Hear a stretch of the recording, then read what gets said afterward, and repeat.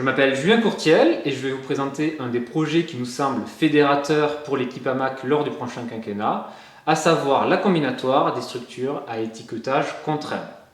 Il est en effet très naturel, en combinatoire, d'adjoindre un étiquetage à une structure, tel un arbre, un graphe, un mot, c'est-à-dire qu'on va numéroter les nœuds de 1 jusqu'à n afin de les différencier. Je donne ici l'exemple des arbres étiquetés, aussi appelés arbres de Cayley. Toutefois, il arrive régulièrement qu'on veuille ajouter une contrainte à cet étiquetage, notamment pour indiquer un ordre inhérent au problème, ordre d'insertion, ordre de traitement des données. Par exemple, on peut vouloir construire nos arbres inductivement en insérant les sommets par ordre d'étiquette. On commence par le sommet 1, puis le sommet 2, le sommet 3, etc. On parle d'arbres croissants.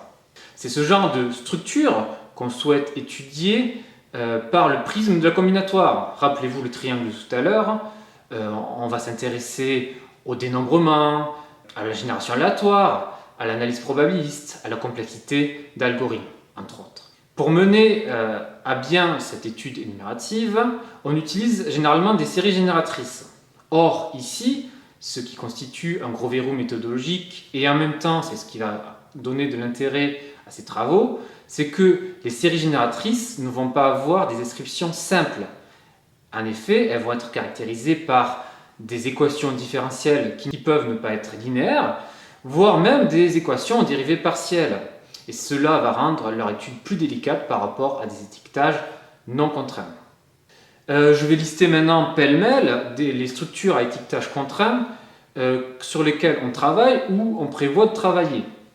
Les diagrammes de cordes connexes que j'étudie avec des physiciens théoriciens au Canada, les graphes croissants cordaux sur lesquels on travaille Mathieu Dian, Paul Dorbec et moi-même, les tables de bord en algorithmique du texte avec Julien Clément et Mathieu Dian, et enfin les graphes issus de logiciels de versionning comme Git et les algorithmes associés tels Git-Bisect sur lequel travaille Romain Lecoq, un doctorant que Paul Dorbec et moi-même co-encadrons.